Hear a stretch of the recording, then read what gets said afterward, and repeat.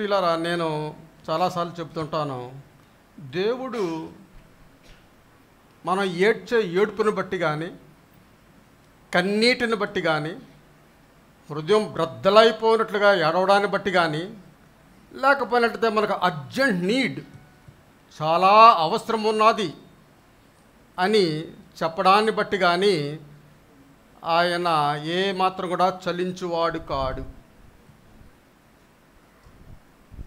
అమెరికాలో హాస్పిటల్కి పెడితే ఉండంటారు అక్కడ, అలాగా వాడు చచ్చిపోతున్నా సరే అక్కడ ఉండంటాడు. ట్రీట్మెంట్ చేయరండి, వాళ్ళు ట్రీట్మెంట్ చేసే టైం వచ్చినప్పుడే చేస్తారు. నేను కంగారు పడిపోయేవాడిని, ఏంటి అలా చేస్తున్నారని చెప్పి కంగారు పడిపోయేవాడిని. అలాగా దేవుడు కూడా కంగారు పడ్డాడు. మన అవసరాన్ని చూచి ఆయన కంగారు పడిపోయి గబగబా చేసేసేవాడు దేవుడు కాదని. హీ విల్ టేక్ టైం, ఆయన సమయం తీసుకుంటాడు. అయితే వీటన్నిటిని బట్టి కూడా ఆయన చలించడు, కానీ నీకు ఉన్న విశ్వాసాన్ని బట్టి ఆయన చలించువాడై ఉన్నాడు. విశ్వాసము, దేవుడు చేయగలడనే నమ్మిక, దానిని బట్టి ఆయన చలించువాడై ఉన్నాడు. కాబట్టి ఈ సమయంలో మనం విశ్వసిద్దాం, ఆయన పెద్ద కార్యములు, గొప్ప కార్యములు చేయగలడు. నా జీవితంలో, నా కుటుంబంలో ఆయన గొప్ప కార్యాలు చేయగలడు అని నమ్ముదాం. నమ్మినప్పుడు దేవుడు గొప్ప కార్యాలు చేయవాడై ఉన్నాడు. పరిశుద్ధమైన జీవితము అనేది that is a kind of deepest impression. ఇప్పుడు బాబా గారు చెప్పినట్లు మన జీవితము ఇతరులను ఇంప్రెస్ చేసేలాగా ఉండాలి. ఇతరులు ఇంప్రెస్ పడాలి మన జీవితాన్ని చూచి, మన మాటలు చూచి, మన క్రియలు మన మాటలు విని వారు ఇంప్రెస్ అవ్వాలి. అనగా వారి జీవితంలో బలమైన ముద్ర వేయబడాలి.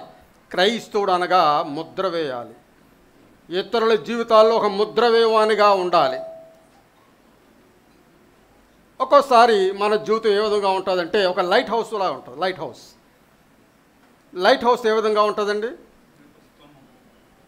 లైట్ హౌస్ అనగా సముద్రం దగ్గర ఉంటుంది కదా. లైట్ హౌస్ మార్గం చూపిస్తుంది కదా. ఆ దీపస్తంభం ఏ విధంగా ఉంటుంది అంటే, ఆ షిప్ రాంగ్ రూట్లో వెళుతుంటే హార్న్స్, భయంకరమైన హార్న్స్ కొట్టి దాన్ని టర్న్ చేయాలని చూడదు.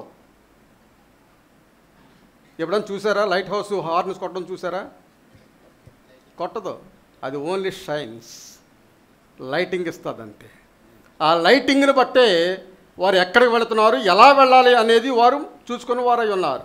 అదే విధముగా మన జీవితంలో కూడా ఆ లైటింగ్, ఆ షైన్ అనేది ఇతరుల మీద పడినప్పుడు వారు సెట్ అవుతారు. వారు తప్పుడు మార్గంలో ఉన్నప్పుడు రైట్ మార్గంలోనికి వెళ్ళి వారుగా ఉంటారు. ఆ విధమైనటువంటి పరిశుద్ధమైన జీవితము మనం కలిగిన వారిగా ఉండాలి. ప్రియులారా, దేవుని నామమునకు స్తోత్రం. పరిశుద్ధ దేవుని వాక్యము అనేది మనం చదువుతున్నాం. నేను గత వారం చెప్పాను, ఇది టెలిస్కోపిక్ స్టడీ. టెలిస్కోపిక్ స్టడీ అంటే దూరం నుండి అలా చూసుకుంటూ వెళ్ళిపోతాం. అలాగే వాక్యం చదువుకుంటూ రెవల్యూషన్ వరకు వెళ్ళిపోతాం, అనగా ప్రకటన గ్రంథం వరకు వెళ్ళిపోతాం. వెళ్ళిపోయిన తర్వాత మరలా వచ్చి ముందు టెలిస్కోప్తో చదివారు కదా, అదే వాక్యాన్ని మైక్రోస్కోప్తో చదవాలి. మైక్రోస్కోప్ అనగా డాక్టర్లకు తెలుసు, చాలా సూక్ష్మమైన వాటిని అది బహిర్గతం చేస్తుంది, సూక్ష్మమైన వాటిని పెద్దగా చూపిస్తుంది. మనకు తెలియదు, ఆ యొక్క అర్థం మనకు తెలియదు. అటువంటి మైక్రోస్కోపిక్ మైండ్తో మనం చదివినప్పుడు దేవుని వాక్యం మనకు అర్థమవుతుంది. ప్రియులారా, దేవుని నామమున స్తోత్రం. కాబట్టి life is an opportunity.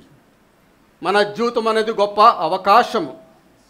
By blessing others, ఇతరులకు ఆశీర్వాదకరంగా ఉండడానికి దేవుడు మనకు ఈ లైఫ్ని ఇచ్చాడు, ఇతరులకు ఆశీర్వాదకరంగా ఉండడానికి. ఆమేన్. అలాగే life is an opportunity to be encouraged by being others. ఇతరులకు ప్రోత్సాహకరంగా ఉండడానికి దేవుడు ఈ లైఫ్ మనకు గొప్ప అవకాశముగా ఇచ్చి ఉన్నాడు.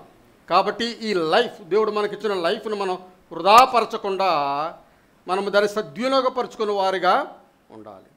చాలాసార్లు క్రైస్తవులుగా ఉన్న మనకు జరగడం లేదు, పని అవ్వడం లేదు, డోర్స్ క్లోజ్ అయిపోయాయి అని చాలాసార్లు మనం అనుకుంటూ ఉంటాం. When you feel that doors are closed.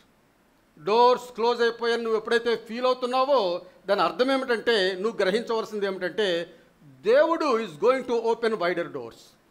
దేవుడు ఇంకా పెద్ద మార్గాలు తెరవనై ఉన్నాడు. ఆ మార్గాలను ఫ్రీగా నడవడానికి దేవుడు మార్గమును ఓపెన్ చేయవాడై ఉన్నాడు అని గమనించండి ప్రియులారు.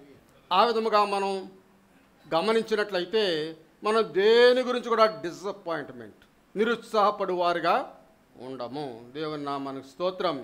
హల్లెలూయా. కాబట్టి ఈ సమయంలో దేవుడు మన నిమిత్తమై ఉత్తమమైనది, శ్రేష్టమైనది, పెద్దదైనది, అతి గొప్ప పెద్దదైన ఆశీర్వాదాలతో దేవుడు మనల్ని నింపాలని దేవుడు కోరుచున్నాడు.